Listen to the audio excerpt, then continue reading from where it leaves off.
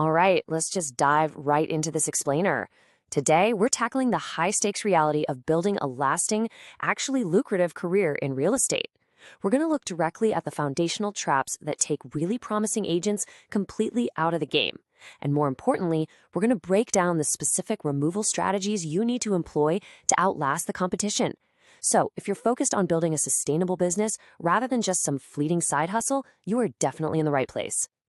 Now, the absolute crucial point we have to address right out of the gate is this frankly brutal statistic.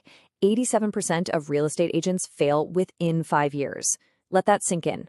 Actually, 75% don't even make it past year one. With 1.3 million licensed agents currently in the US, an estimated 300,000 are expected to just walk away this year alone. To put that into perspective, that is literally 2 agents quitting every single minute. But why exactly is this happening? What's really fascinating here is the why behind all of this failure. Like Coach Polly C points out, it's usually not a lack of talent, and it's definitely not a lack of hustle. It's that the industry literally sets agents up to fail. Think about it. You're taught how to memorize fair housing laws to pass a licensing test, but you're rarely taught how to actually go out and get a client. People tell you what to do, but they completely skip over the how.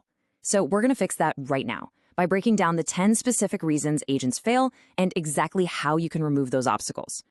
Okay, let's move to our first core category, business and financial pitfalls. So reason number one is dabbling, basically treating real estate like it's some flexible hobby. You hear be your own boss, and it's super easy to vastly underestimate the actual grind required. The market simply doesn't need more part-time, halfway engaged agents. Your removal strategy here, a full, completely non-negotiable commitment. You really have to recognize that real estate is not an overnight success story. It's a 5-year marathon. You've got to commit to dedicating real daily hours, I'm talking at least 3 hours a day, just working on your business plan and prospecting if you want to survive.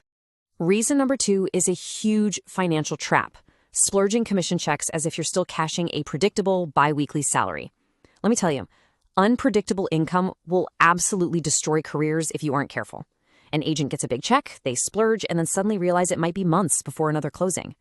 To remove this failure point, you've got to deploy a zero-based budget. This means you assume every single commission check has to sustain both your life and your business for several months. You give every single dollar a specific job based on what is actually in your bank account today, not what you're just hoping to close next month. Moving right along, let's look at category 2, marketing and tech mistakes. The third reason we see agents fail is completely wasting their sweat equity. I mean, doing absolutely everything manually until you just burn out. Yes, you need hustle, absolutely, but you really shouldn't hustle where technology can do the heavy lifting for you.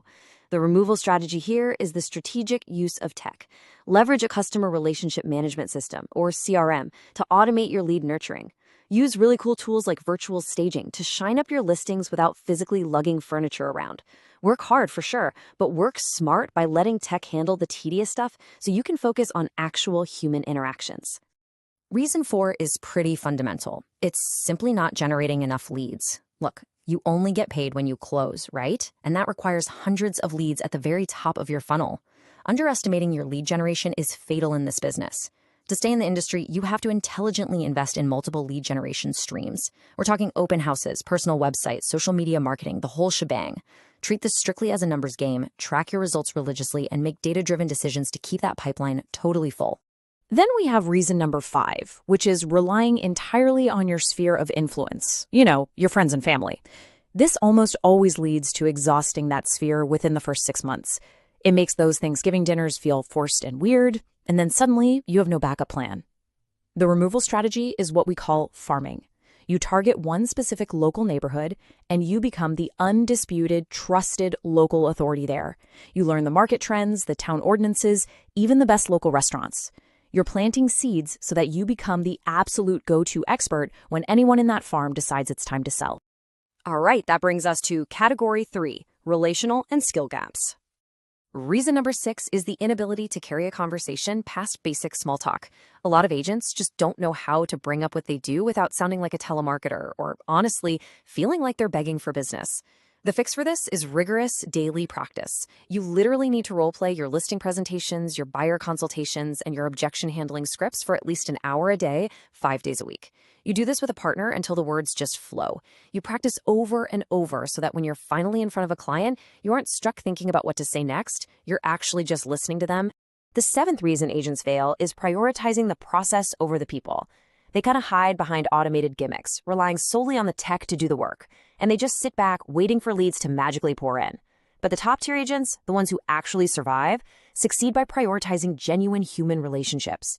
They proactively connect. They understand that their primary job is to connect with another human being, not just push some abstract data point through an automated sales funnel.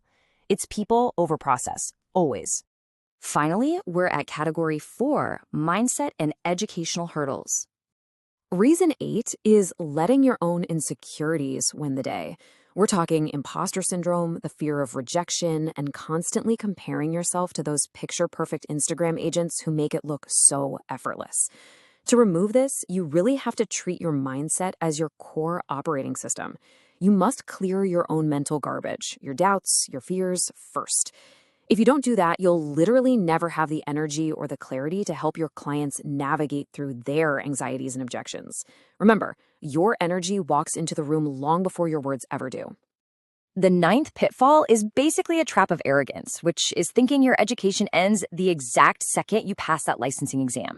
The market is constantly evolving, so your removal strategy has to be continuous, self-paced learning. You've got to stay on top of economic news, legal shifts, local market conditions, and brand new negotiation strategies. Whether it's through online courses, webinars, or just reading daily updates, the absolute most successful agents out there are perpetual students of their craft.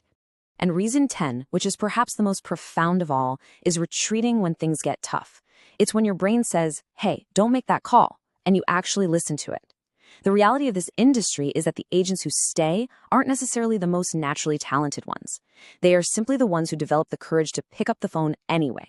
They walk into rooms and start talking to people even when every single bone in their body wants to run for the exit. Because courage, unlike natural talent, is something you can actively develop.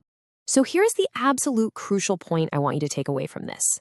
Becoming part of that 87% failure rate is not your destiny. By actively identifying these 10 failure points, from treating the business like a hobby and mismanaging your budget, to lacking script practice and hiding behind tech, and then deploying the specific removal strategies we just walked through, you completely change your trajectory. You are positioning yourself to build a high-end, highly sustainable career that completely outlasts those brutal statistics and places you firmly in that elite top 13%. I'm going to leave you with this final thought as we wrap up this explainer. Knowing these 10 removal strategies is one thing, right? The intellectual part, that's easy. But do you actually have the courage to step into those truly uncomfortable zones tomorrow morning? Are you going to pick up the phone, practice those scripts, and do the unglamorous behind-the-scenes work required to stay in the game? The blueprint is right here in your hands now. What happens next is entirely up to you.